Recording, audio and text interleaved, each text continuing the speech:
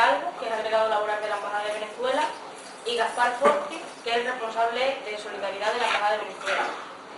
Antes de empezar el acto, me gustaría leer un comunicado de CSC, de la Coordinadora Sindical de Clase, de la que CSU es miembro.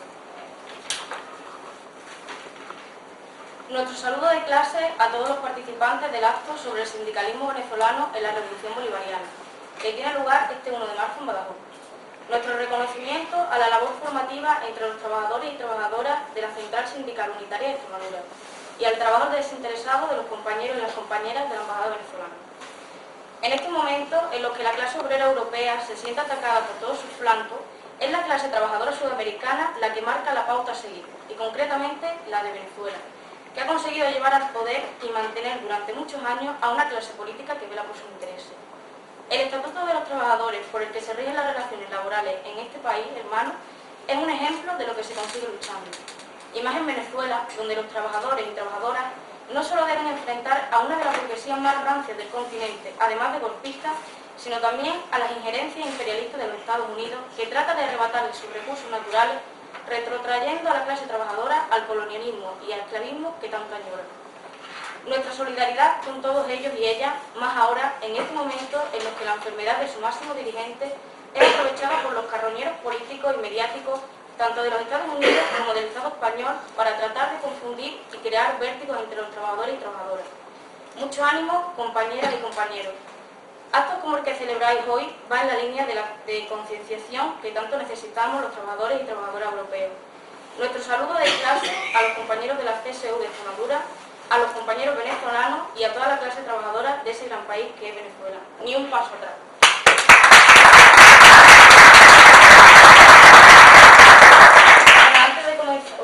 Antes de comenzar con el acto, también decir que después de la charla se abrirá un turno de preguntas, que vayan por favor concorde con la charla que se va a dar hoy aquí, y sin más pues les doy la palabra a los compañeros que nos hablarán de la experiencia del sindicalismo en Venezuela. Muchas gracias. Muchas gracias.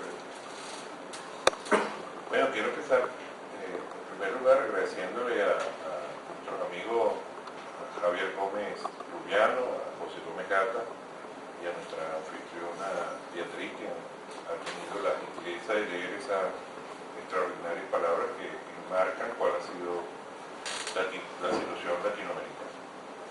Bueno, también agradecerle a los amigos de la Coordinadora Sindical de Madrid, lo olvidaba, contacto inicial con Álvaro Barreiro y más allá de la Coordinadora de Madrid, la Coordinadora Sindical de Clase, que es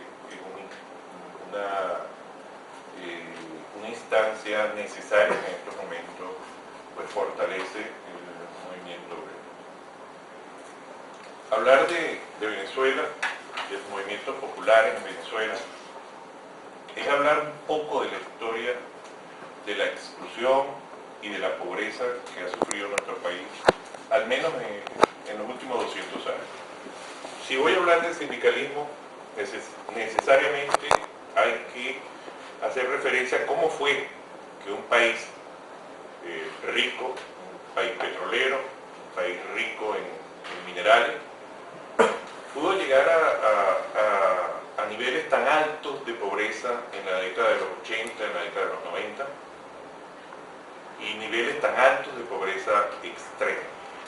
Hablamos de que en esos años teníamos cerca de un 70% de pobreza y más de un 40% de pobreza extrema. Es decir, personas adultas, mayores y niños que no tenían acceso a la educación, que no tenían acceso a la salud, que tenían acceso a la vivienda, que desarrollaban su vida cotidiana en medio de las más precarias condiciones de seguridad e higiene. En ese contexto se inscribe cualquier movimiento popular, cualquier movimiento social que pretenda analizarse en los últimos años en Venezuela. Es importante señalar que el modelo de desarrollo de nuestro país nunca obedeció, nunca se produjo por para satisfacer las necesidades de desarrollo de nuestra sociedad. Ese modelo fue un modelo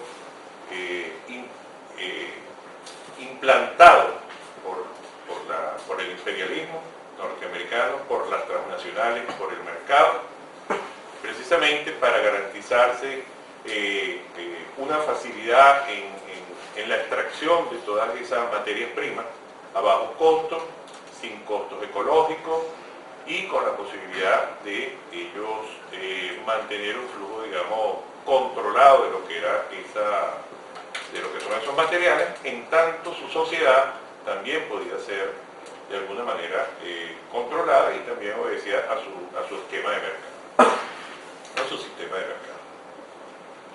Esa pobreza viene no solo de ese modelo que en los últimos 100 años ha estado allí, sino también del modelo británico que tuvimos a finales del siglo XIX y por supuesto de la colonia española en un principio. Cada espacio de tiempo dejó marcado y se fueron acumulando. No es un fenómeno exclusivo de Venezuela, es un fenómeno de todos los países latinoamericanos. La pobreza y la exclusión acumulada. Y en los últimos 100 años, exacerbada su explotación por el sistema capitalista, por las grandes empresas norteamericanas. En 1960, la primera posibilidad que tuvo el movimiento obrero, quien ya venía en esos primeros 60 años dando pasos importantes sobre la base de la construcción de un modelo socialista con el Partido Comunista. Permítanme un segundo. Ya la calefacción está haciendo su efecto.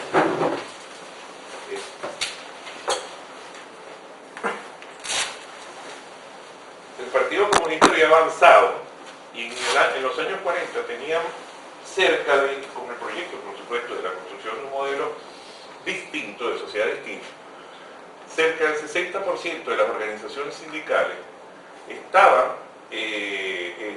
sumadas a la construcción del proyecto socialista. Sin embargo, ya para esos años de posguerra, con todo un modelo ya montándose desde el imperio norteamericano, en 1960 los movimientos de izquierda sufren una nueva traición y son aislados de toda posibilidad de participación política y son directamente enviados a los movimientos clandestinos. En 1960 los sindicatos igualmente de izquierda son proscritos y queda la CTV, la Central de Trabajadores de Venezuela, dominando ese espacio, pero en un acuerdo con los partidos para garantizar la democracia. La democracia que había adelantado fue el presidente Rómulo Betancourt, posteriormente Raúl León y Rafael Caldera, esta generación de presidentes que en nombre de esa democracia pues fueron cada vez creando las condiciones para que estas transnacionales, este modelo se instalara en Venezuela y se intensificara la pobreza en nuestro país. Las grandes obras que se construyeron al sur de Venezuela, esas grandes siderúrgicas, hay unas empresas explotadoras de minerales, hierro, aluminio, bauxita, oro, fueron grandes complejos industriales que requirieron también inversiones en el área de la producción de energía eléctrica y utilizaron los afluentes del río Caroní para hacer las grandes represas y las grandes centrales hidroeléctricas.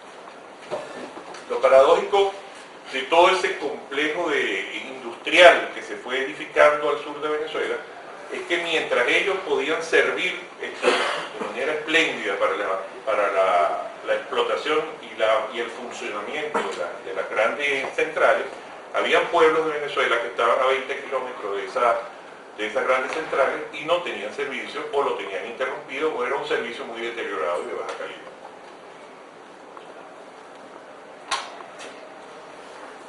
Precisamente porque era un ejemplo de cómo es que el modelo de desarrollo precisamente estaba orientado de manera específica a satisfacer a las grandes corporaciones transnacionales.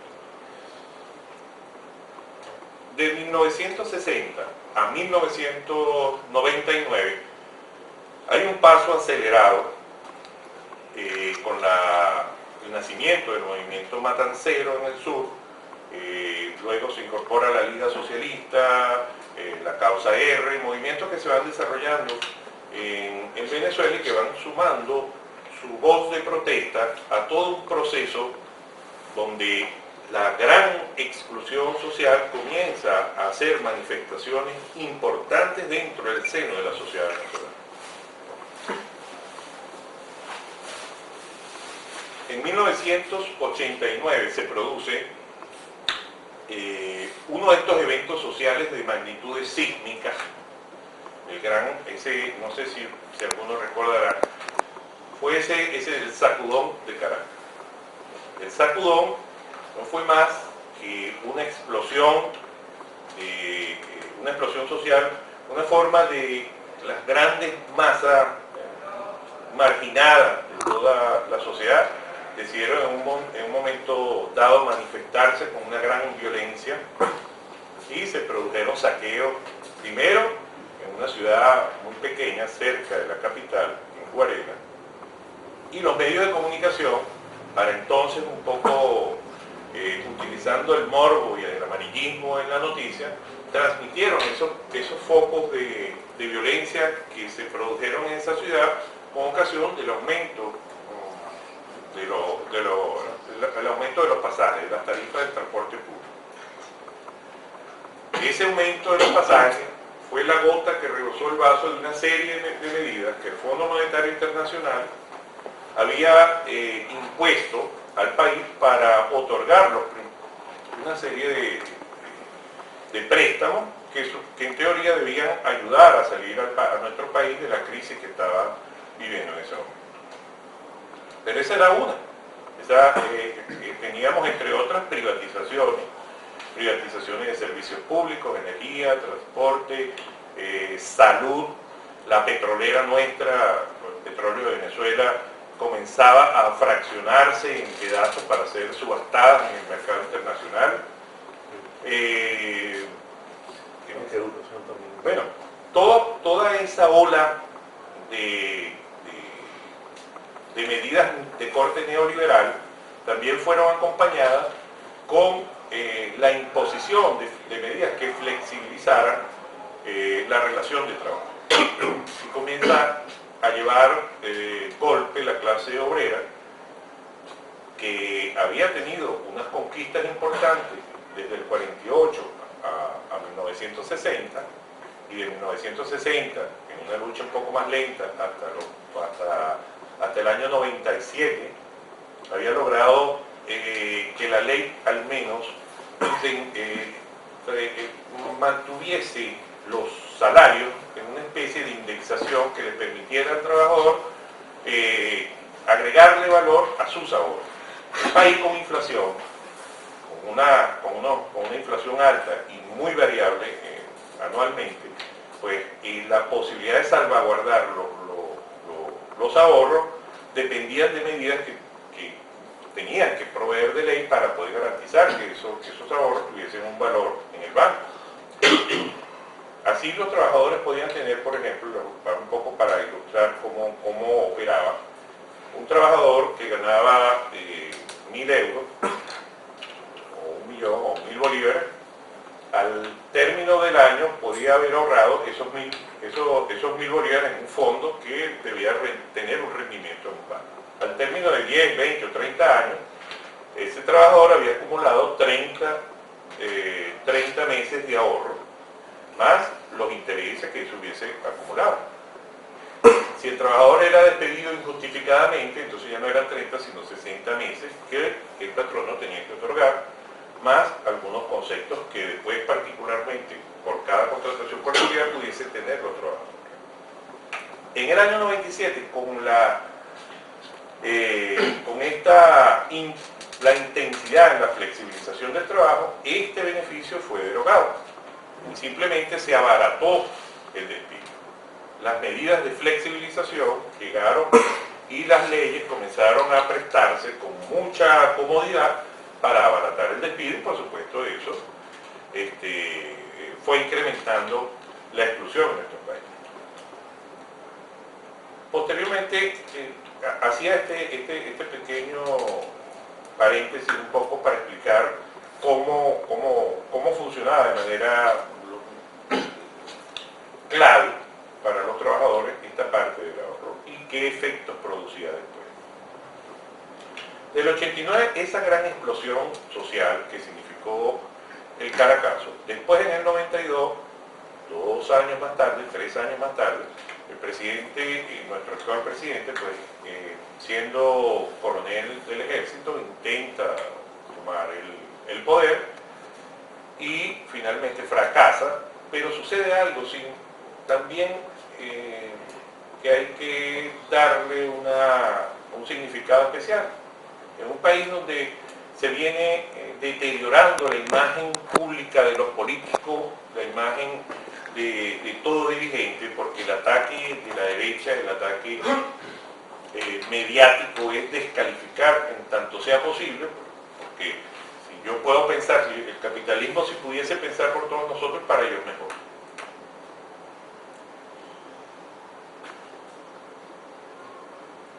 En medio de esa situación, el presidente asume con responsabilidad y dice, bueno, por ahora los objetivos no se han cumplido, eso fue en el año 92, y ese por ahora queda marcado en la sociedad, quien años más tarde, pues, ya en un proceso, habiendo el presidente Hugo Chávez pasado por prisión, siendo indultado, incorporado al sistema democrático, pues la población decide otorgarle ese espacio político que tanto se estaba buscando en Venezuela. Pero ese espacio político es luego ratificado al menos en 12 o 13 oportunidades, entre elecciones de concejales, elecciones de gobernadores, referéndum, y de manera continua durante estos últimos 12, 13 años, pues siempre ha estado sometido el proceso y la democracia venezolana al escrutinio y la decisión del pueblo en su expresión más genuina. En 1998, las primeras posibilidades de que el movimiento obrero se incorporara en un cambio real surgen a través de nuestro actual vicepresidente Nicolás Maduro, quien para entonces es constituyentista. Recordemos que una vez que el presidente gana, lo primero que él invoca es la necesidad de modificar la Constitución y crear las bases y las leyes necesarias para el marco de una nueva y una distinta sociedad, cuyo objeto es, digamos, a lo inmediato, sacar a nuestro país de la extrema pobreza y desigualdad que para ese momento se vivía.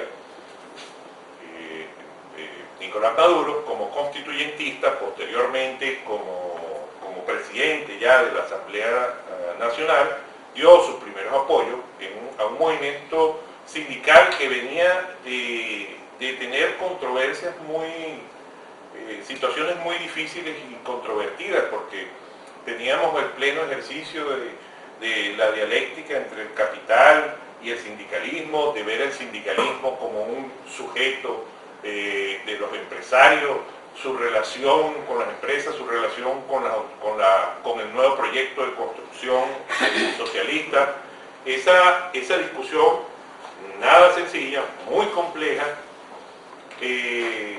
hizo que se dieran pasos difíciles en algunos momentos, todavía traumáticos en otros, pero finalmente en 1998, ya siendo canciller de la República, Nicolás Maduro es encargado directamente por el presidente para que dirija las acciones a unificar y a sentar las bases para que el movimiento sindical pueda incorporarse en la construcción de una sociedad y un modelo como lo había planteado el presidente, porque recordemos que el presidente en el 2006 le dice al pueblo nosotros vamos a construir, y nuestro proyecto es la construcción de un modelo socialista.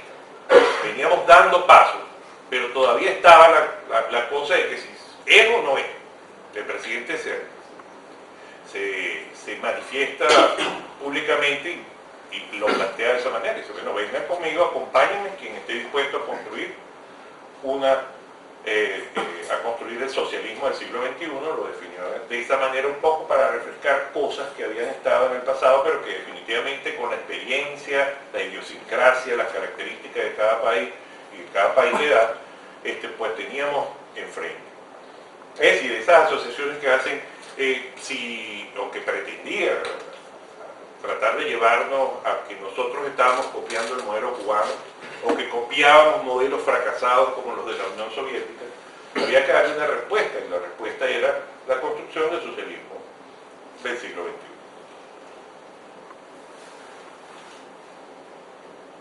Por supuesto que es una propuesta que no está acabada, es una propuesta de sociedad que está en plena construcción. Hoy en día tenemos indicadores que 12 años más tarde, de una población que llegó con un gran nivel de pobreza a ser tomada en cuenta, ¿no?, con los primeros programas sociales, y voy a nombrar tal vez 4 o 5 de ellos que todavía se mantienen, pero por ejemplo en el área asistencial, en el área de salud, educación y vivienda, comenzaron a hacerse desde el año del año 2000. Los programas Robinson, Sucre y el primero había un programa para alfabetizar, porque teníamos un gran sector. Robinson. Las misiones, pero las misiones en Venezuela no son programas sociales, pero se les llamaba misiones porque la estructura burocrática del Estado que se había heredado impedía, por vicio, por la misma dinámica que traía de 40 años, impedía que pudiesen funcionar.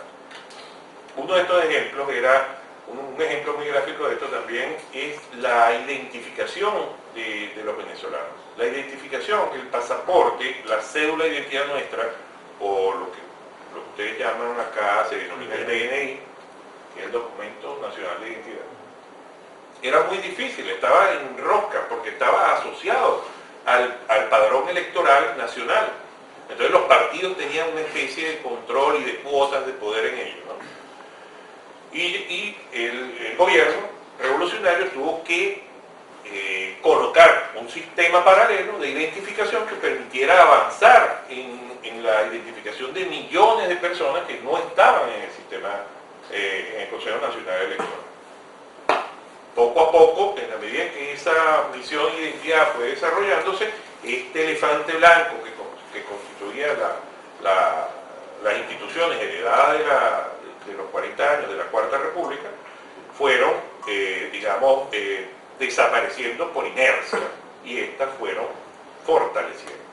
Asimismo pasó con la misión Robinson, en una primera instancia, para salir del analfabetismo, la misión Rivas y la misión Sucre, que finalmente, luego de 12 años, nos ha llevado a graduar médicos en la especialidad de medicina preventiva, con el apoyo del gobierno cubano, en un concepto que está en la dirección de que, por supuesto, la medicina preventiva, tanto funcione, tiene menos costo que la medicina correctiva. Sin embargo, la construcción de hospitales avanza de manera paralela, porque sabemos que es un proyecto a largo plazo, y más en las condiciones en que viene nuestro país. Las misiones posteriormente, ya para finales del 2010, el conjunto de esos programas sociales son medidos a través del índice de Gini. El índice de Gini es un indicador que permite establecer los niveles de desigualdad en el conjunto de una sociedad. Y en el grupo de países latinoamericanos aparece Venezuela 12 años más tarde en el primer lugar, con en las estadísticas del índice Gini. El índice Gini es un valor de 0 a 1, donde si te acercas a 0 aparece con menos desigualdad, y si te acercas a 1 pues es la mayor. Así está Brasil, Argentina, Perú, entre todos esos grupos que estaban en 1990 en 0.6, en 2010 aparecen en 0.4, ¿sí? 0.6 a 0.4. Pero entonces, en esa estadística está, por ejemplo,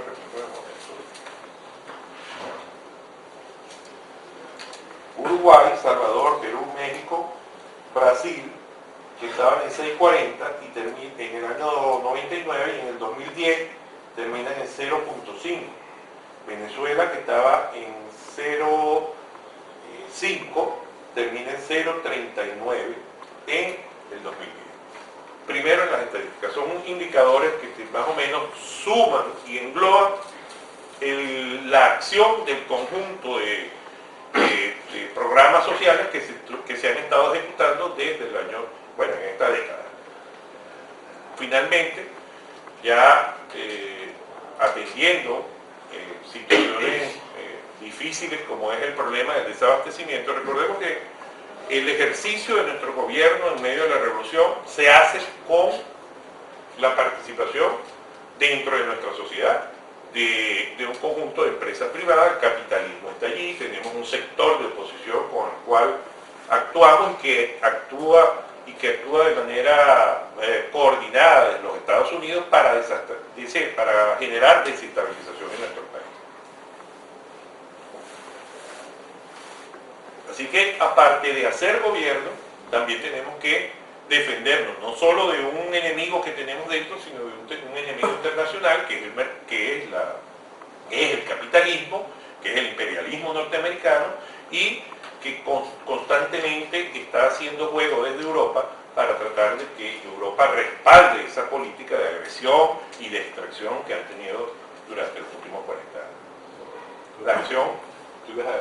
Sí, justamente en ese sentido tenemos que destacar que Venezuela, conjuntamente con Cuba, ha de alguna manera proyectado todo lo que es la Unión Suramericana y los organismos multilaterales que se están generando en la región. Entonces, de esos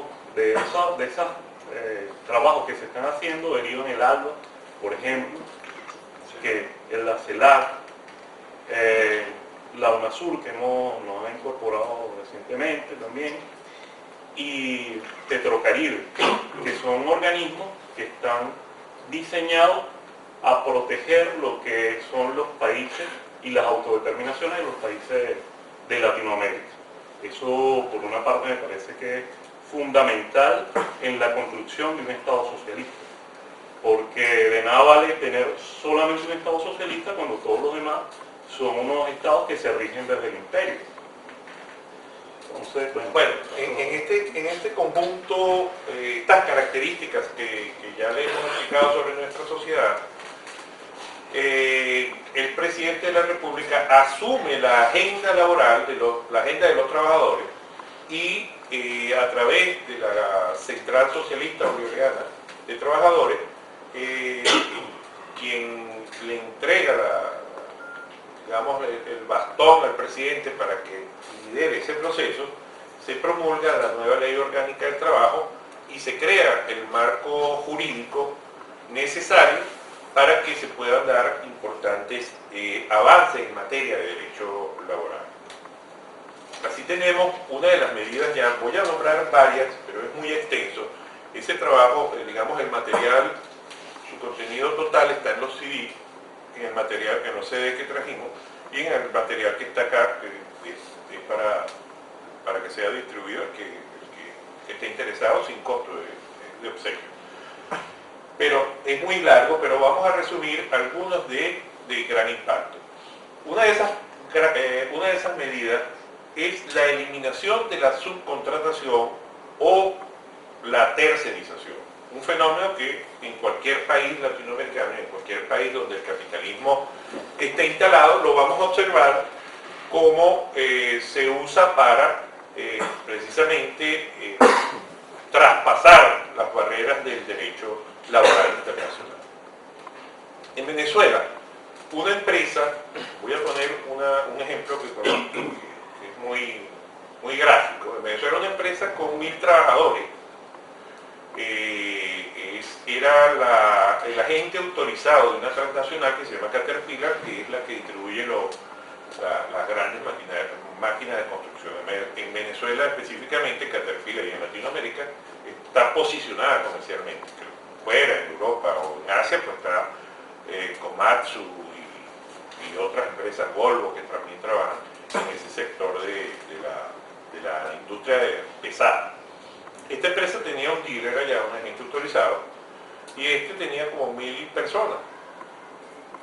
Un día en el año 2002 llegaron y, aprovechándose de la ley de cooperativa nueva que se había estado desarrollando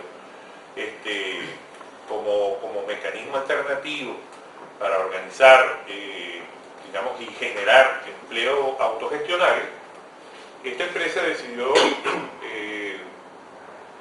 que los trabajadores, darle dos opciones a los trabajadores. Una, o se constituían en cooperativas o quedaban despedidos. Los trabajadores constituyeron 8 de 1000 empleados, se convirtieron en 8 o 12 cooperativas con un promedio de 80 a 100 trabajadores. Cada cooperativa estuvo atendiendo un sector específico del servicio que ellos prestan, y de esta manera esta empresa comenzaba a burlar las obligaciones desde el punto de vista laboral que tenían por la Ley Orgánica del Trabajo, por la Ley de Higiene y Seguridad y Prevención en el Trabajo y otras leyes de carácter ecológico y de ambiente que el marco y la regulación venezolana les impone como obligación a las empresas, incluyendo la responsabilidad social. De esta manera, pues entonces ellos, siendo esta cooperativa un instrumento con el cual ellos podían regirse a través de un vínculo mercantil, el derecho laboral no aplicaba ni siquiera a lo interno de la cooperativa, porque la cooperativa se rige entonces por una ley especial, toda vez que es autogestionaria y se supone que son, entre comillas, dueños del negocio. Entonces, si son dueños del negocio, entonces para ese momento la legislación la ley del trabajo no los ampara, se rigen por la ley especial de cooperativas. La cooperativa, como prerrogativa para su desarrollo, la ley de cooperativas prevé la excepción fiscal. Entonces el empresario también aprovechaba las excepciones fiscales y utilizaba las cooperativas para introducir proyectos ante el Estado, sacar recursos del Estado, hacer inversiones con dinero del Estado, y utilizaba la cooperativa, se convertía en un negocio redondo para el empresario, porque por todos lados eran quienes ganaban. A la final, 10, 12 años más tarde, trabajadores que venían de un proceso donde fue truncado, tienen edad para jubilarse, pero el sistema no los ampara porque ellos quedaron fuera de ese sistema. Esa característica de esos grupos de trabajo, esos derechos son restituidos nuevamente en el 2012 con la creación de la nueva Ley Orgánica del Trabajo, donde se prohíbe la tercerización y se le indica a las empresas que tendrán un lapso de un año, que se cumple ahora el 1 de mayo, para actualizar su situación frente a la nueva ley. Entonces, así como esa, tenemos se restituye nuevamente el derecho de los trabajadores a la retroactividad de sus prestaciones sociales. Nuevamente el trabajador vuelve a tener la garantía de sus prestaciones. La maternidad se protege, se amplía a 6 meses el derecho de la madre a estar con su niño. Se le otorga a los trabajadores a los trabajadores varones, a los padres, al momento del nacer, se le otorgan 14 días libres para estar con su familia en esos primeros días. Se incrementan las posibilidades para el otorgamiento de vivienda en conjunto con los planes actuales de vivienda. El gobierno en este momento ha construido en una situación de emergencia, porque nosotros pasamos hace como 2 años una situación muy crítica con efectos adversos de la naturaleza, lluvias, inundaciones, y tuvimos una gran cantidad de damnificados. Y esas personas tuvimos que atenderlas urgentemente y se construyeron 400.000 viviendas. Hasta el momento 400.000 viviendas han permitido que este sector que fue muy afectado, hoy en día pueda tener derecho a esa vivienda, en algunos casos pagando cuotas muy cómodas a muy largo plazo, y en otros casos con la entrega por parte del Estado de esa vivienda a quien lo requiera, a quien lo había perdido. Entonces, en conjunto con estos planes, esta nueva ley garantiza también la vivienda.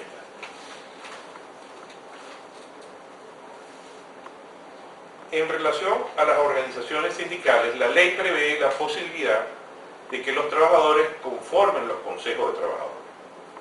Los consejos de trabajadores, ¿por qué? Porque en las experiencias vividas, y ahora más se ha visto en medio de la revolución, los estados controlan sus divisas. O sea, nosotros tenemos una guerra muy fuerte porque tenemos un control de divisas, pero sucede que todos los países controlan sus divisas. Y controlan sus divisas porque es una forma de blindar su economía. Nuestros empresarios trabajan con una parte de los ahorros o de las facilidades que el Estado otorga, pero por otra parte sus ahorros suelen salir al exterior y no se reinvierten en la nación, creando una fuga de capital y un perjuicio. A la final habían empresarios de manera irresponsable que decían, bueno, me declaro en quiebra y dejo 100, 200, 500 trabajadores entendiéndose sin posibilidades de indemnizar absolutamente nada. El dinero al final ya lo tenían fuera del país y ellos podían irse. Se podían haber quedado algunos activos que posiblemente pudiesen servir para algo, pero no podían satisfacer las necesidades de indemnización que se requerían para poder arreglar un grupo de trabajadores tan grande. De esta manera, los consejos de trabajadores tienen ahora la posibilidad de administrar este tipo de empresas en este tipo de situación que se pueda presentar. Presentando, por supuesto, ahí otras leyes que ha estado decretando la revolución para permitir que el control obrero pueda asumirse tanto en empresas del Estado como en empresas privadas. Tenemos el caso de Inverpar, que es una empresa productora de papel, el caso de una empresa que produce válvulas, la de papel es el sector privado, y la empresa de válvulas para la industria petrolera, que son experiencias que en este momento se están desarrollando con dificultades, pero poco a poco están avanzando y han estado saliendo adelante. En el marco de la construcción del plan Gran Misión Vivienda Venezuela, por supuesto que la construcción dispara una serie de indicadores de orden económico y demanda la creación de muchos. Por ejemplo, los sanitarios, que era la empresa de Sanitarios Maracay, una empresa privada que también fue tomada por los trabajadores, hoy en día es una empresa mixta formada con capital del Estado y el capital y las acciones del grupo de trabajadores que laboran en ella, le suministran toda su producción a la Gran Misión Vivienda Venezuela. Así, en ese flujo y en ese intercambio se están desarrollando esas experiencias. Debería ser un poco también lo de TV, la parte importante de la reconquista, lo que se ve en empresas petroleras. La situación de la industria petrolera, bueno, el ejemplo que ponía es porque la empresa petrolera demanda también muchos insumos y algunas de estas empresas también, ya como asociaciones mixtas entre el Estado y sus funcionarios y sus trabajadores de forma particular, están también suministrándole a nuestra estatal PDVSA, la cual viene de un proceso muy complicado En el 2002, la empresa PDVSA, en el golpe de Estado que sufrió, que se dio a través de las centrales sindicales, con la participación de las centrales sindicales de la CTV, de la Cuarta República, en conjunto con la patronal. Es decir, se unió la CTV y la patronal se unieron para dar un golpe de Estado. Pero luego que fracasa y se retoma la industria petrolera, uno de los elementos más dramáticos que se podían ver es que había emuladores tecnológicos desde los Estados Unidos que permitían llenar un tanquero, ¿verdad?, de petróleo o de gasolina procesada desde los Estados Unidos en los muelles de Maracay o en los muelles de las grandes refinerías que están en Venezuela. Hasta esa situación la teníamos bajo control de los Estados Unidos. Pero la situación más grave era que le habían hecho creer a los venezolanos, nos habían hecho creer constantemente que las reservas hoy en día comprobadas de la faja petrolífera del Orinoco era bitumen. Bitumen es una piedra porosa con algún rocío de petróleo, una poca cantidad de petróleo, y que tecnológicamente ellos decían que era muy costoso para extraer petróleo de esta roca. No era igual que tú consigues un pozo, pones una bomba y sacas petróleo. En el caso del bitumen, que eso suponía unas tecnologías muy complicadas. De esta manera, sobre ese segmento de la faja petrolífera, estas transnacionales le pagaban al Estado $1 por barril extraído. Cuando llega nuevamente, cuando llega la revolución y tomamos nuevamente PDVSA, se descubre que esa faja no era bitumen, sino que era petróleo puro que estaba allí, era parte de la estafa y de las garras del imperialismo haciendo de la suya. Inmediatamente el presidente decreta que ya eso no puede ser $1 y que ahora vamos a cobrar $34, que nos pareció un precio justo. Todavía tenían un margen importante para ganancias. Sin embargo, las empresas pues armaron toda una campaña de desinformación a nivel mundial, pero hoy en día pues ya hemos avanzado muchísimo en desmontar toda esa industria de la desinformación. Todavía nos quedan algunos rezagos por estos lados, lamentablemente, con el país, quien tiene una campaña, digamos, continua de agresión hacia el país y hacia el presidente Chávez. Pero bueno, a nivel internacional eso se ha estado desmontando de una manera bastante aceptable. En fin, nuestra ley orgánica ha dado pasos significativos, ha creado el espacio jurídico adecuado que ha permitido a los movimientos de los trabajadores avanzar tanto en su organización como en el aspecto reivindicativo. Hoy en día, por supuesto, que estamos involucrados en la construcción del socialismo, los trabajadores, digamos que por uno de sus objetivos fundamentales, que es la defensa, digamos, desde el punto de vista reivindicativo, toda vez que seguimos en una sociedad, no hemos salido de una sociedad donde nos manejamos con el capitalismo. Por supuesto que el aspecto reivindicativo está allí presente, pero un movimiento que está avanzando en las posibilidades de construir con un marco jurídico que les está permitiendo dar pasos, en ese sentido, dar pasos importantes. La creación de la Central Bolivariana Socialista, hoy se debate, o la Central Socialista Bolivariana, se debate hoy en la discusión de cómo vamos a entender cómo vamos a entender nuestro papel en la revolución y en medio de datos muy favorables, porque hoy en día tenemos nosotros 6-7% de paro, de desempleo. Allá se le llama desempleo. Eso quiere decir que una gran masa de la población laboralmente activa está ocupada, pero la sindicación es muy baja. Nosotros estamos entre un 10 y un 20%. Sigue siendo muy bajo, pero no es un fenómeno exclusivo de Venezuela, como tampoco lo es, por los datos que conozco de aquí de España, tampoco lo es de España. Es un fenómeno que se está produciendo a nivel de las organizaciones sindicales en todo el mundo. Hay un problema del capitalismo porque está atacando, porque está inyectando nuevamente la antipolítica, el descrédito de sus dirigentes sindicales y por supuesto la corrupción. O sea, aparte de aquellos casos donde, bueno, las cúpulas, las direcciones de las organizaciones han entrado en el juego político de los estados. En ese conjunto de cosas, hoy en día la central, y digo todos los movimientos sindicales que de alguna manera estén trabajando con una visión progresista en la construcción de un modelo socialista, pues tienen en sí la responsabilidad y la difícil tarea de tener que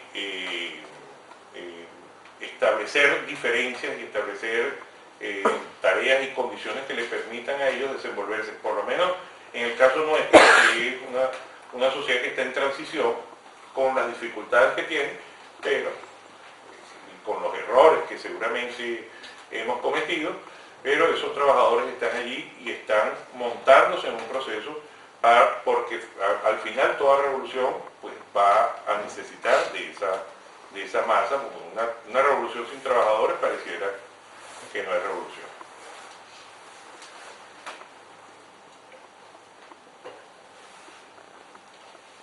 Bueno, entonces para finalizar y abrir, digamos, algunos minutos que tengamos, teníamos algunos indicadores sobre las misiones. No podemos irnos sin destacar algunos datos sobre el avance de las misiones más relevantes. Vamos a leer, lo teníamos en una lámina, pero bueno, vamos a leerlo. Bueno, por ejemplo, en Barrio Adentro, que se encargaba de la parte de la salud de toda la población excluida, desde 2013 a 2012, a nivel de consulta del pueblo, ha llegado a 5.604.178.518 personas que fueron atendidas. Esto es muy importante porque ni la mitad de estas cifras eran atendidos en los antiguos hospitales que existían en Venezuela. No había atención ni primaria ni secundaria, ahí no había ningún tipo de atención. Una cosa que es muy interesante destacar de esto es que quienes tenían el monopolio de la salud eran las empresas privadas, o sea, las clínicas. Con lo cual las clínicas tenían unos costos realmente elevados. Una persona podía ser de clase media, por poner un ejemplo, y asistir a una clínica, pero al terminar su tratamiento en esa clínica, si era una situación delicada de salud, esa persona podía quedar sin casa perfectamente. O sea, hasta ese punto se veía este tipo de situación. Hoy día no, hoy día se le ha ido arrebatando el espacio ese que monopolizaban las clínicas privadas. Entonces hay unos centros de salud integrados que conjuntamente con médicos cubanos se están llevando a cabo programas en torno a la salud preventiva y en torno a operaciones y otro tipo de cosas. Por ejemplo, la Operación Milagro, que es la misión Milagro, que era la que se encargaba de realizar operaciones oftalmológicas a la población en general, se detectó sobre todo que había un problema la población tenía grandes problemas oftalmológicos y que logran entender eso porque cuando empezó la misión de alfabetización en Venezuela, había personas que no podían leer, pero no era tanto porque no sabían leer, sino que tenían catarata o padecían algunas otras afecciones visuales que con los médicos cubanos también se dio a revertir revertir esa situación. Ese programa no solamente se quedó en Venezuela, sino que estuvo en muchos sitios de Latinoamérica y alcanzó cuotas muy altas. Cerca de 1.500.000 personas fueron operadas por esta misión. También hay que decir, hay que reconocer que ahí yo creo que es una de las banderas de la política general que se está dando en Latinoamérica, ¿no? De esa política en común de ir construyendo unos espacios donde todos participen. La misión Rivas, que fue a nivel de educación básica, porque había mucha gente que no podía acceder a la educación, o si bien accedía, no tenían cómo mantenerse en las escuelas o en los institutos secundarios, porque no tenían los útiles escolares, porque pasaban necesidades, hambre, y no les permitía, o sea, tenían que buscar más de trabajar para mantenerse que estudiar. Entonces, bueno, eso también se revirtió y ahí desde 2005 a 2012 un número de 822.853 personas estaban estudiando la secundaria, retomando estudios, y otros que estaban empezando a estudiar. Y así hasta los estudios universitarios, que también hay mucha gente que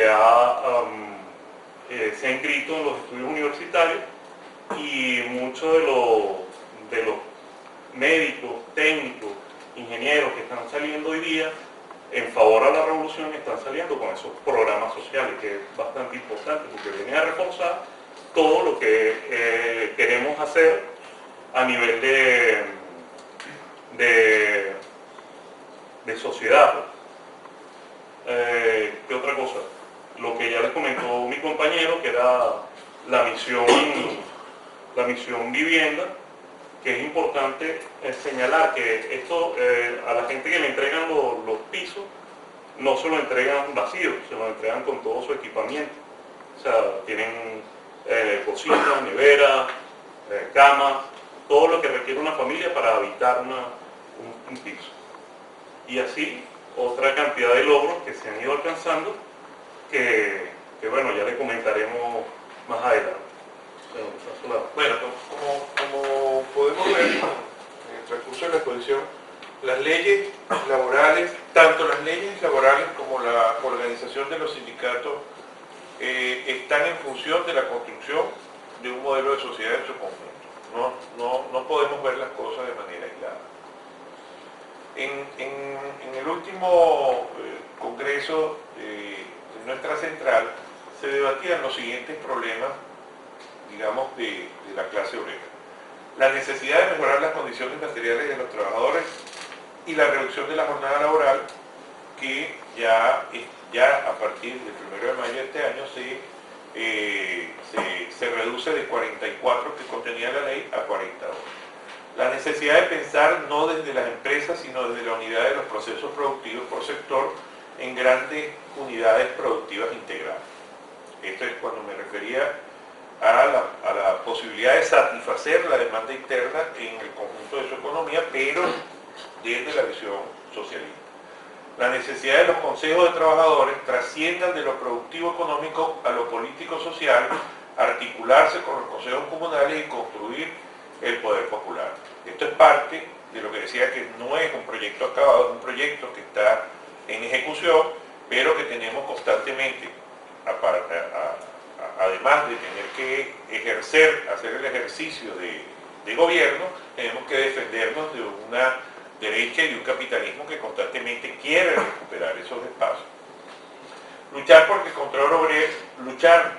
control obrero de la producción se extienda al conjunto de las empresas privadas y públicas, la economía y la sociedad.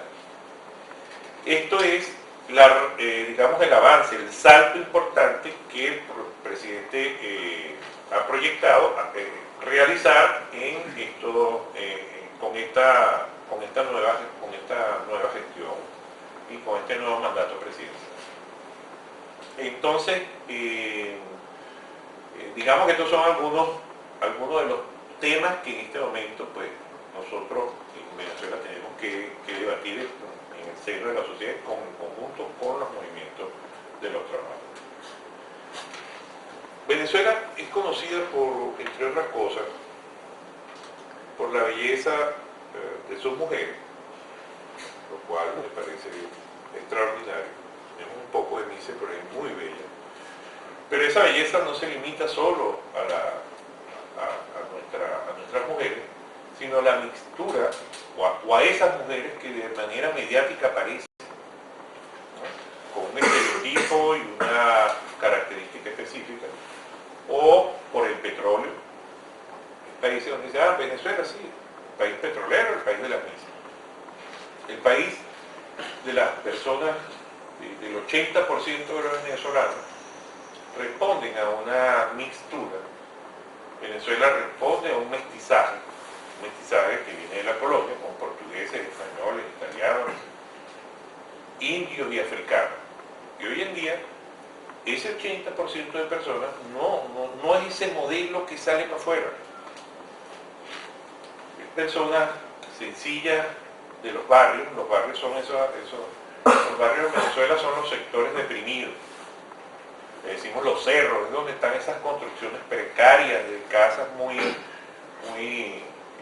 digamos que por la condición tropical nuestra, pues no estamos sometidos a las dificultades de los inviernos extremos, de los fríos extremos. Y entonces esa precariedad es mucho más manifiesta, porque tú con 2 cartones y una lata, pues, o una hoja de zinc, ya tienes allí una vivienda. Se crearon en las principales ciudades todos esos cinturones de miseria, y allí fue a parar todo ese conjunto de crecimiento demográfico que tuvo a lo largo del siglo XX, completamente excluido, pero con la fortaleza, con la necesidad, con la fe en la posibilidad de siempre de construir un mundo con mayor igualdad.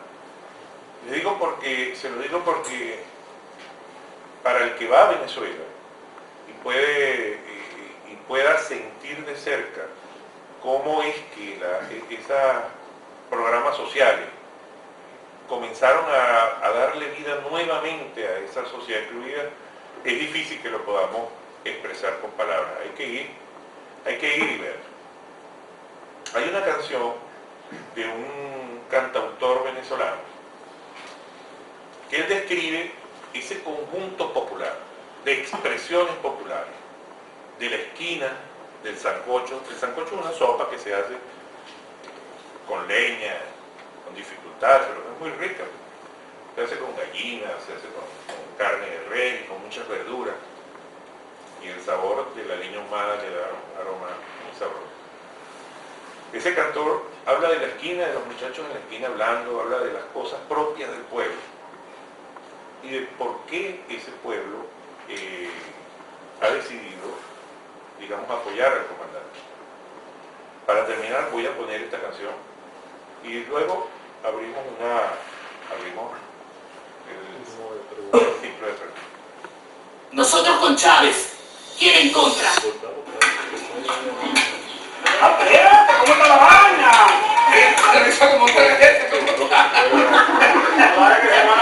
Yo he pagado 4 veces. El camarada aquí tiene 10 años viviendo con otro, nunca ha pagado un recibo. Vamos a hablar más del colectivo, más carada y no por reírse, camarada. Pariente, ¿por qué estamos con Chávez? Pariente, ¿por qué es que estamos con Chávez? Bueno, pariente, estamos con Chávez porque Chávez es el hombre. Es que estamos con el pueblo. Es así, pero Gino tiene una canción por ahí. ¿Cómo es que dice la canción? Oye, Gino, ¿sabes con quién cuenta? A ver, cuenta con nosotros. ¿Sí? Con todos nosotros. Ajá, pero ¿y quiénes somos nosotros? Nosotros. Escuchen esta canción para que sepan quiénes somos nosotros. ¡Ah, te la digo!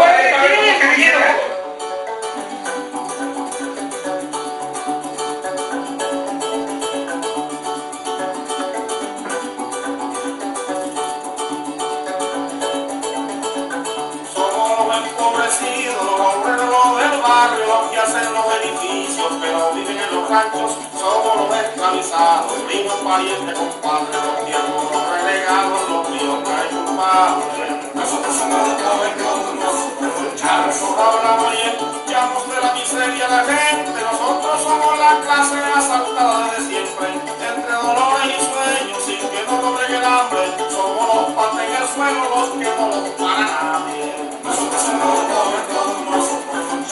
somos para los poderosos, chumas, turmalumpen, monos, malandros, arrapastrosos, borrachos, vagos y flojos, los arrosos, las canchitas, los macacos del ferraje. Nosotros somos chavistas, nosotros somos la calle. Nosotros somos los pobres, nosotros somos Chávez. Somos del 89, el 27 de febrero, del 92, el 4 de abril, el 13 guerrero. Somos para el capitalismo, las lacras, los marginales, somos los que decidimos el gobierno que nos cuadre. Nosotros somos los pobres, todos nosotros somos Chávez.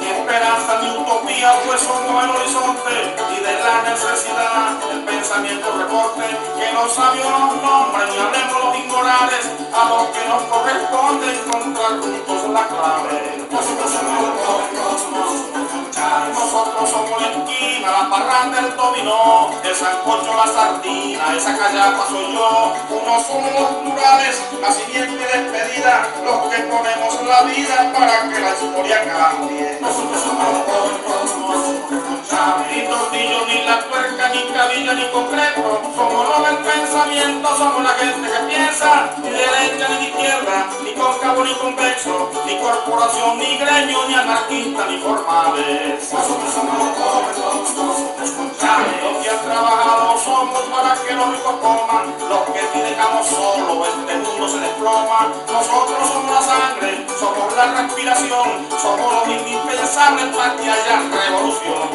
Nosotros somos los pobres, todos nosotros somos Chávez.